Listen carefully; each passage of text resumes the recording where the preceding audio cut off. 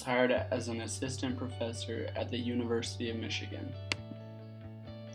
At Michigan, he met Harriet Alice Chipman, and the two married in 1886. They would give birth to 6 children and adopt one child. In 1888, Dewey and his family left Michigan for the University of Minnesota, where he was a professor of philosophy. However, within a year, they chose to return to the University of Michigan, where Dewey taught for the next 5 years. By 1894, Dewey was made head of the philosophy department at the University of Chicago. He remained at the University of Chicago until 1904, also serving as a director of its School of Education for 2 years. Dewey left Chicago in 1904 to join the Ivy League, becoming a professor of philosophy at Columbia University while working at Teachers College on the side. In 1930, Dewey left Columbia and retired from his teaching career with the title of Professor Emeritus. His wife Harriet had died 3 years earlier. John died of pneumonia at the age of 92 in New York City. Dewey's theory. Dewey was interested in the relationship between the individual and society. He did not approve of current educational strategies, and he thought curriculum should be centered more around the needs and interests of the children. His theory was based on pragmatism, the belief that reality must be experienced, and progressive education, a view of education that emphasizes the need to learn by doing. Dewey established the University Elementary School in 1894 to test his theory and attempt to begin the reform of public education. Dewey's school was not meant to be a mere practice model or demonstration school where normal school students acquired simple instructional techniques and exercised fixed lessons and specific drills. Instead, Dewey envisioned his school as a scientific laboratory staffed with college-trained teachers and devoted to research, experiment, and educational innovation. He expected his school to test and evaluate his theories about schooling and teaching and design curriculum that did not focus on books and recitations, but on children and activities. The ultimate aim Dewey strived for with his experimental school was laying down the foundation for reform which would revolutionize the educational system and over time transform the society into a great democratic community. Parents who feared their children might be misused as guinea pigs were reassured that the school did not experiment with children, but for children.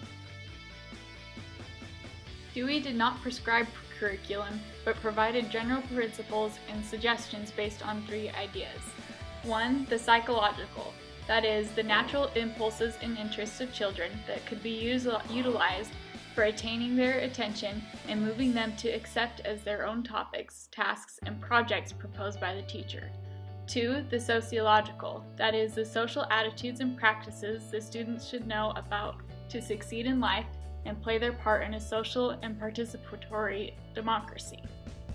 3. The logical, that is, the organized contents and methods the students should study to understand the substance of subjects and the structure of science needed to survive in and contribute to the advancement of an industrial and progressive society. Strengths and weaknesses. One of the greatest strengths of Dewey's theory is that it is child-centered, which means that it gives priority to the interests and needs of the children. With application of this theory, children are more interested in what they are learning and more motivated to learn. Consequently, they retain more of what they learn, and they are often more encouraged to explore learning outside the classroom.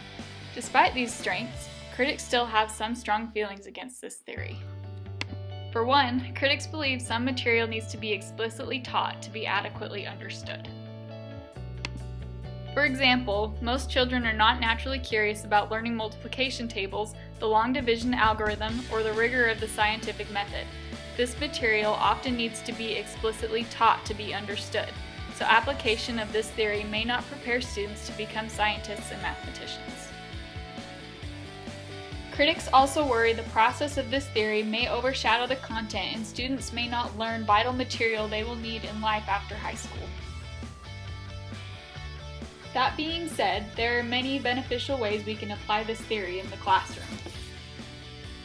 First off, we can encourage students to find personal interest in the subject matter to increase motivation, attention, and retention. Second, we can highlight ways lessons apply outside the classroom. It is easier for students to learn and pay attention if a seemingly abstract or irrelevant concept is related to their lives personally. Also, we can design lesson plans to include experiences that lead to an independent learning and build upon and utilize knowledge students already possess.